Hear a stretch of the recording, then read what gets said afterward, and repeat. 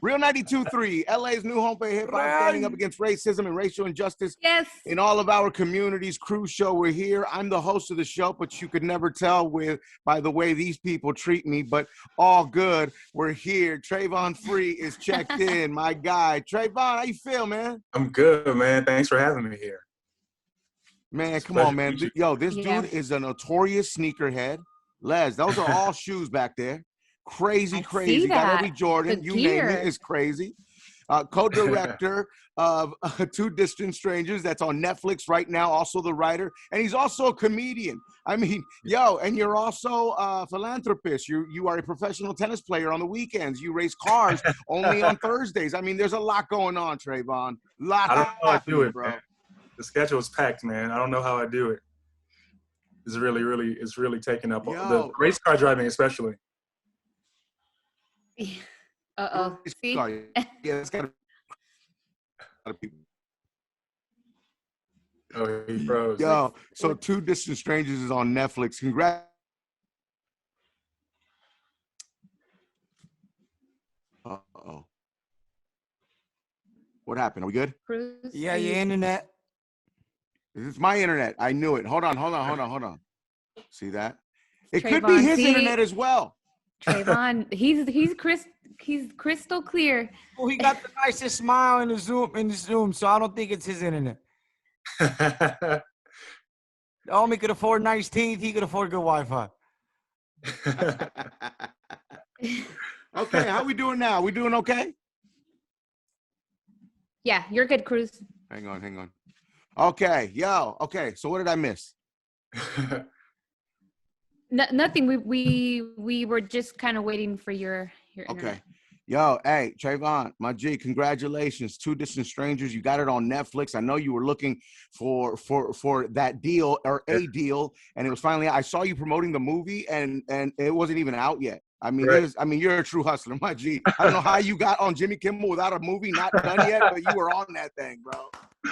Yeah, I think we pulled off a miracle. I mean, we might have been the only people to get on TV with a movie people couldn't watch. Yo, I'm just gonna start doing stuff that people can't see me doing. You know what I mean? I'm just gonna start talking about it. Why not, man? You know? All you gotta do is convince Jimmy Kimmel, man. That's it, man. Two Distant Strangers is on Netflix. It's a short film. Bro, before we get into what the movie's about, why a short film? Why not make it, you know? Yeah, you know, I wanted it to be a short because, you know, it allowed me to tell the story not just quickly, but to get it out quickly because, you know, features take years, man. Like, and this was something that was inspired by what was happening last year and last summer.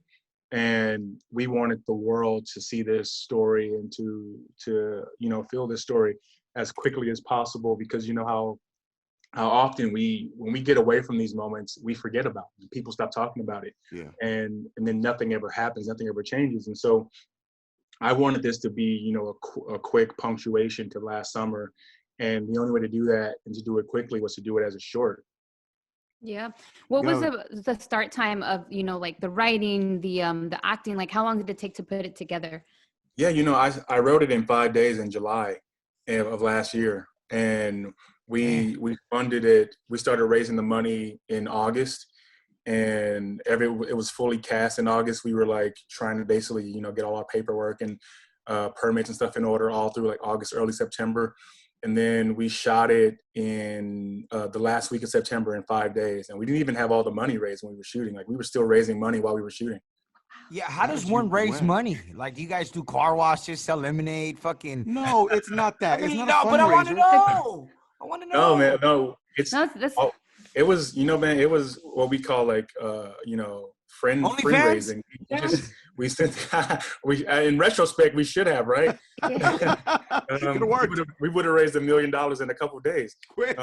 No, we just sent the script out to everyone we knew who we thought, you know, would want to help or knew somebody who could help, who people who have money, people who know people who have money, just like if they like the script and want to help us make it, we need the money. We need anything they want to give us as fast as possible. And so everyone who was reading it was just like, how can I help? How much do you need? And people were giving us money. Like we raised a lot of money, the bulk of it pretty quickly, which was enough to actually start shooting, which is what we wanted.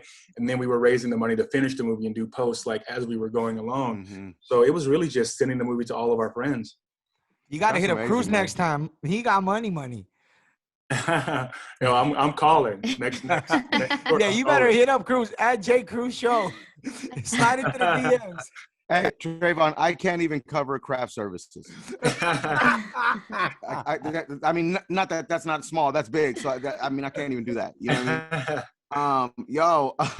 It's on Netflix, Two Distant Strangers. You were a writer on the Trevor Noah show, or with Trevor Noah, and you made it out of I love seeing writers make it out of camps like that and start doing their own thing. You know, we know a lot of comedians and a lot of writers that have done that, man. So congratulations. And you, dog, you're a true hustler, man. What does it take to make a movie in the COVID era? I mean, for starters, you need a lot of money because it costs so much to be COVID compliant, especially last summer when it was a new thing and people could charge anything. You know, we got charged a third of the money we raised for our budget ended up going to COVID compliance. So we had to go back and raise a lot of money real fast. And just to be able to test everybody and keep everybody safe.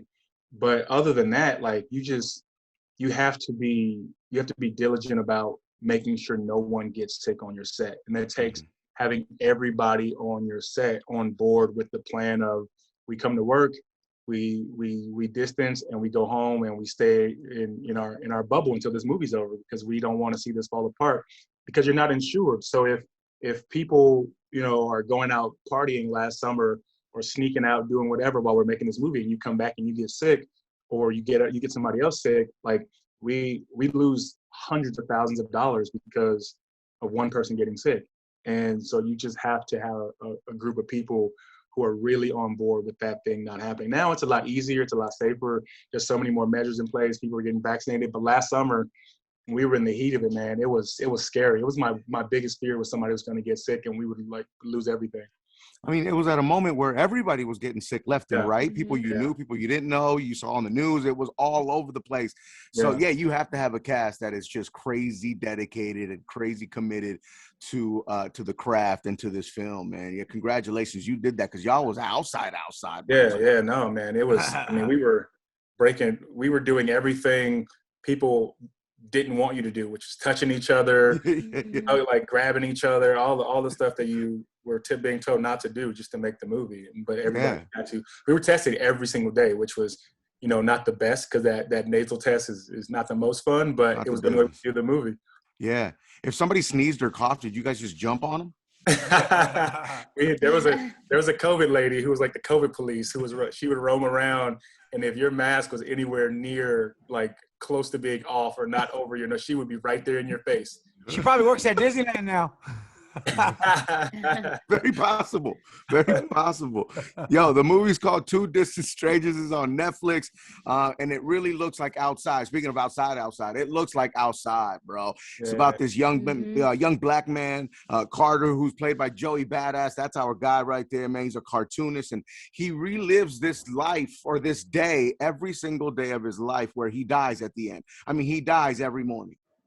Yeah, I mean, he essentially finds himself stuck in this loop where he keeps running into the same cop who keeps finding a reason to get into it with him, and then ultimately, you know, killing him. And he's trying to figure out a way out of it. And, you know, it's just a metaphor for what our lives are like as Black and brown people in America. Basically, it's the constant everyday struggle of knowing that we can all right here be on this radio show having a great time, and one of us could go outside and it could be a complete nightmare. And that's the point that I'm making. That's why he is going through what he's going through, and also trying to figure out, you know, how to stop it in the same way we are. We're constantly working to figure out how to stop this from happening to us. And that's basically, you know, why I chose that Groundhog's Day trope, because of all the times it's been used, this is the first time it's been used as an actual metaphor for real life, or what we really go through. And not a comedy.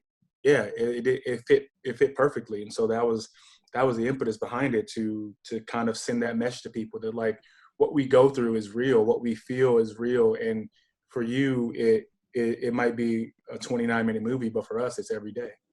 Yeah, no, it's every single day, bro. You know, that reminds me of growing up. You know, there was a time where I used to wear Pendletons. When I wear a Pendleton, I look like a cholo. You feel me? Right. Because Mexican and I'm bald headed, dog, under this hat is crazy. But there was always that one cop. I always saw that one cop always sweating me, dog. And it's Yeah. just like, yo, when I was watching the movie, I'm like, yo, that's growing up in the hood, man. Yeah. Yeah. And it's so familiar to so many people. 100%. I've had so many people where, like, even down to like some of the dialogue, like I've had cops say stuff like that to me, or like almost exactly that. I've had the same run-ins with like the same like beat cops in New York who like walk the same blocks and all those things. It just rang true on so many levels to people, and I wanted it to make sure that every aspect of it was something that was real and taken from real life, so that no one could say we were making something up or like, you know, saying things happen to Black people that don't actually happen. And that's why everything you see happens it's something you can literally Google and find 10 stories about. Mm-hmm. I love the fact that it all happens after an amazing night. My guy had a big night. And then he just wants to come home to his dog, bro. Yeah, you see him talking to his phone and he sounds like he's talking to a child, and then it pans to a dog's face. Amazing. Yeah, I mean, it's because that wasn't in my original idea, but right before I started writing, I realized, you know, in order to make this movie connect beyond what's being said, you know, people have to realize Black people just want to go home too. Like brown people just want to go home too. Asian people just want to go home too. And if you can't connect to my desire to go home simply from just because I'm Black and I should be able to go home to an empty house if I want to, I know you can connect to the idea of like wanting to go home to your dog or wanting to go home to your kid or wanting to go home. Absolutely, Right? yeah. And love. yeah, exactly. Go home to something that loves you and that you love. That just amplified the emotional stakes of it all in a way that I felt like would connect to more people. Yo, what does it feel like, or what is it? I guess what it feels like, man, to know that your skin color is viewed as a weapon. It's heavy, man. You know, it eventually takes when you become old enough to realize it, when you've gotten old enough to realize, oh, my life is this to the world as I become an adult. Over a period of time, it almost feels like you just kind of carry this weighted blanket around that over time you forget is heavy because you've been carrying it so long. And occasionally, you know, you would think you get to take it off, but now we know even in your own house you can't take it off because they'll come into your house while you're asleep and still kill you and get away with it. And so it's something that you grow to accept as a fact of life of living in America, because if you ignore it, you put yourself in danger. And so you can't ignore it. You have to be aware of it, even on the most, you know, minute, like to the point now where everywhere I go, everything I do, I'm aware of the fact that if I can't account for something, or if something happens in a way that there's no one there who can verify how it happened, that could be my life. That could be, you know, you go into the grocery store and there's the grocery store by my house is full of white people all the time. And if I had any altercation with anybody, I'm the 6'7" Black man, you know, accosting the white person in the grocery store, and whatever narrative is being told, I'm the only one who can defend myself in that situation. So you're just always aware of who you are and where you are, because you know your life depends on it. And it's a stressful way to live. And it's why, you know, we end up with shorter lives because of it. And simply just to survive, like it shortens our lifespan with carrying that stress around. And it's unfair and unfortunate, you know? Yeah, man, it really is. What's up, Les? I mean, no, I just, it almost feels like you're helpless, you know, because like we're supposed to be able to depend on these, you know, authorities, officers to be able to protect us, but it's just, they're not doing that. Yeah, it's weird when you live in a country that you pay taxes to the people who kill you. Like that to me is just a strange, like your salary is paid by my taxes, and yet I can't have a safe interaction with you. And then when you do kill the people in my community, you get to go home. Yeah. And that to me is it makes no sense. And I don't understand how, you know, how do you undo that level of, you know, supremacy where like I have to pay money into a system that does not protect me. It sounds a little backwards, right? Yeah, exactly. And it's actually like looking sometimes to make sure people who look like me aren't, out on the streets, or, just having a good time. Yeah. It sounds like paying for a security guard that never shows up. Right. Yeah. It really is. And when he does show up, he'll shoot you. He shoots you. Yeah. Oh my That's gosh. the truth, dog. It's funny, but that's unfortunately the fucking truth, man. It's the sad truth, man. Like, I hate it here. Literally, I feel like every time I look at the news or I look on social media, like that's literally what I think to myself is I hate it here. We're we're literally in the process of George Floyd's trial, and then we have Daunte Wright.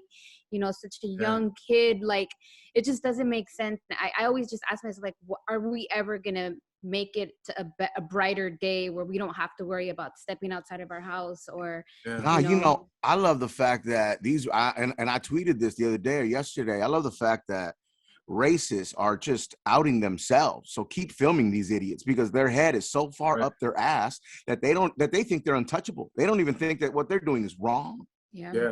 Especially in middle America, Yeah, I mean, the phone has become our greatest ally in that way. Like, it's the one thing that's protecting us in some way, even, post-death when you're George Floyd. And if that goes unrecorded, could you imagine what we'd be going through right now if there was no video evidence? Crazy. Thank God for technology. Hey, Lechero, you trying to get on the soundtrack or what? Man, I remember I wrote He's an artist. He's an aspiring artist. I said, here's some food for thought, no cafeteria. Why the cops profile more than social media? I guess when you black and you brown, then you meet the criteria, but we're not all bad like bacteria.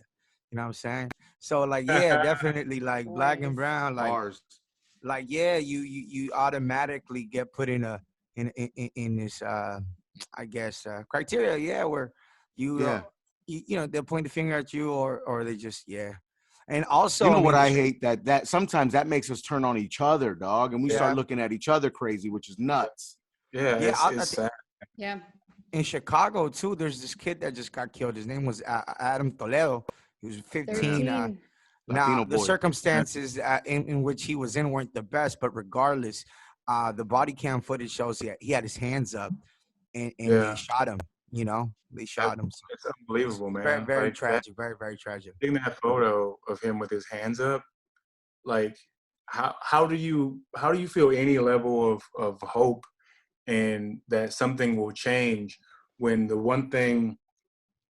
only thing you can do to tell somebody with a gun that you're not a threat is to display your empty hands, and you still get shot, you still get killed, and a 13, like, that's how scared they are of us, though. 13, seventh grader. If you're that afraid of a 13-year-old boy who is empty-handed, you need a new job. You gotta rethink your path. You gotta go find a new like path in life, because this ain't the job for you. If you think that poorly and that slowly, that a 13-year-old with his hands up means fire a weapon, what are you doing? Yeah. It's so sad, man. Yo, switching gears here, man. Did you grow up, Tavon Free? Did you grow up being who you wanted to be as a kid? No, I mean, for the most part, I grew up, in Compton playing basketball. My dream was the hoop dream until I blew up my knee and had to pick a new one. That's it. And I made it through college, got a scholarship, played in the NCAA tournament. I felt like I did a little bit of everything, with basketball. And so I felt, fulfilled in that regard. And when I pivoted in my junior year to writing and comedy, I had no idea, what was going to happen with it. And it just was something I enjoyed and I wanted to pursue. And, it's one of those career paths where you can spend a lot of time trying to make it, and I just kept finding myself in the right places with the right people and getting myself, in front of the right opportunities. But I think that came also with constantly preparing for those opportunities to come, because I was always writing, was always working on something. I was always, working on something that I was going to have if something ever came up. And then when it did, I was ready for that opportunity. And so it was a combination of that preparation that shortened that period of time where, And I was real broke for like 5 years. And then I got the Daily Show, and my life changed after that. And I think part of what allowed me to successfully get that job was all those years when I wasn't making any money and I was just like struggling and on unemployment and all that kind of stuff. I was also working on the craft in that time, in my free time, and in the time that I had between little pickup jobs here and there, because if I wasn't, then when the Daily Show opportunity came, it would have missed me. And I just didn't want that to happen. I wanted to be as prepared as possible for anything that came my way. And I was so glad that it did when it came.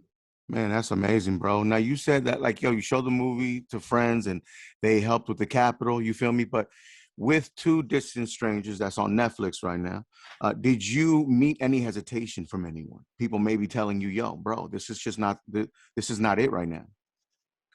No, like, it was funny enough. I didn't. If they did, they didn't say that was the reason. They would just be like,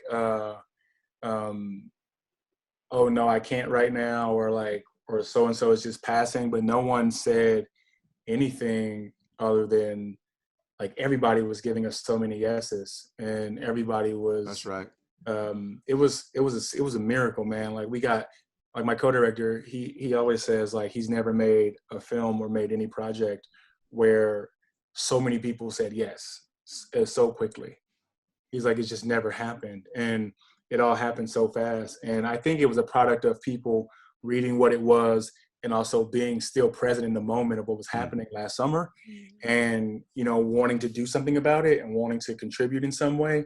And they felt like, supporting a Black director with a story like this was how they could do that with their money. Yeah. And it just, now they're very happy it paid off, and we got an Oscar nomination, so they feel good about that.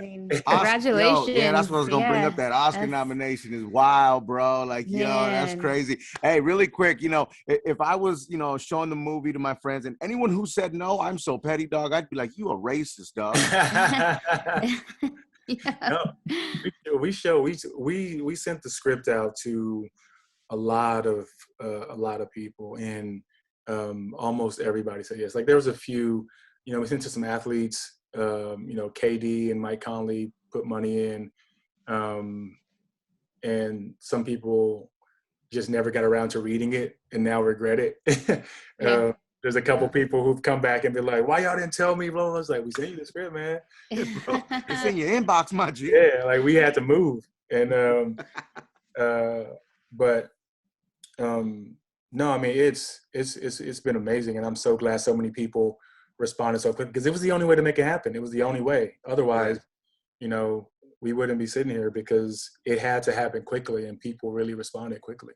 Yo, there's got to be a lot of people you're gonna thank for that Oscar. Yeah. that list got, man. Listen, they're gonna run you off stage with that music, dog. It sounds like there's a lot of people you got to shout out, bro. Yeah. There's a lot of names. How did the connection happen with Joey Badass? So a good friend of mine, James Samuel, who's also a director, was directing his movie last year, Harder They Fall, for Netflix, with Idris Elba and Regina King. And he had auditioned Joey for the movie, but Joey couldn't do it because of a scheduling conflict. And so when I was, on the phone with him, I'm like, yo, I got to figure out who's going to play this lead part, man. Like, I'm still trying to fill this role, and we have to, like, move super quickly. And he was like, you need Joey Badass. And I was like, I don't know Joey Badass. And how am I going to get to Joey Badass? He's like, I'll call you back. And he calls me back on three-way FaceTime with Joey Badass. Yes, sir. And Joey's like, he wants to do the part. And I'm like, he hasn't even read the script. I don't know what he told him between the phone calls to convince him to do it without reading it. But he's like, yeah, I'm in. Wow. And so I send him the script, and then he texts me back. He's like, yeah, man, I love it. He's like, this is exactly the kind of stuff I want to do. And he came to LA from Jersey like a week later, and like, we just got into it. He was like digging into the script, into the character. We were like working on character stuff, and he was like all about it. He was so professional, man. Yeah, nah, he did his thing, man. He really did. And he's a great actor already, and he's a great artist. You feel me? And sometimes people like Joey Badass, there's a lot of creatives out there that all they have to hear is the first 5 words of the project, and they already know they're in. Yeah, no, absolutely. That's everybody, Andrew was the same way. I told him the idea before I told anybody, before I even wrote a single word, and he was like, I'm in. Yeah, dog. Congratulations, bro. This is major, man. Thank you. Yeah, you're doing some great stuff out there. I want to curse, and I already have. I don't want to curse anymore. But you're doing a great thing, man, and you're really you're really putting the spotlight on something that's happening every day. Not only to one person, but to so many people. And it can feel like this is happening to you every single day. So you did that, bro. Congratulations. Two Distant Strangers is on Netflix right now. You have to watch it, starring Joey Badass, my guy Tavon Free. So the comedy, we still doing stand-up or what we doing? I mean, we weren't allowed to do it very much last year, but I still do it. I'm still trying to get back out there when the clubs are like finally, getting back to business. But also now I'm just like directing and too much running the show, and so that also takes up a lot of time. So it's just trying to find time now. Yeah. Hey, that's Trayvon, as a sneakerhead and a Nike fanatic, my G, how do you feel about Yeezys? Pretty much, bro. Like, you're jumping over the jump, man, my G. No, I mean, look, Yeezys are probably the most comfortable shoe I've ever worn. The pair right over my shoulder on the floor. But I love Jordan, man. I love my Jordans, and I'll always love my J's. Like nothing will ever be better to me than my J's. So, I feel like it's a temporary leap. I think nothing will ever replace Jordans, man. Nothing. I know. It seems like it, but man, Ye's got a vendetta. I don't know. He wants to be on top. Pause. No, yeah, definitely.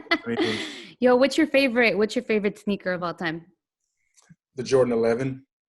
Ooh, yeah. Yeah, it's tough. The Jordan 11 and Jordan 1 are like pretty close, but they're right Jordan there. Yeah, exactly. I love that shoe, man. Hey, this is totally off conversation, I guess, but there's a bet going on. Do you think, let me ask you, you're a smart man. Do you think Kim Kardashian will date this year or wait till next year? This is a bet between Lezlee and I. I say she's not till next year. She says she's ready. I say she's gonna definitely date by October. No, I only say that because I feel like Kanye and Kim have been kind of checked out of each other for a while now. So I feel like they're both ready.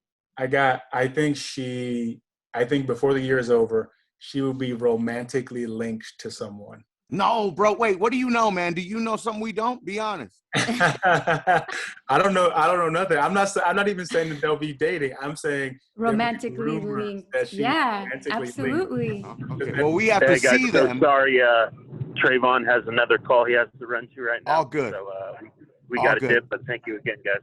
Thank you, guys. Hey, Tavon Free, Two Distant Strangers on Netflix. Bro, thanks for your time, man. We appreciate it all day. Yes, congratulations. Appreciate you guys. Thank you. Talk to you all day, my guy. Peace, man. Have a good day. Stay safe. Anytime, man. Anytime. Yes, sir. Yeah, let's do that, man. Thanks, I hate guys. getting kicked off of interviews, but all good. All right, my G.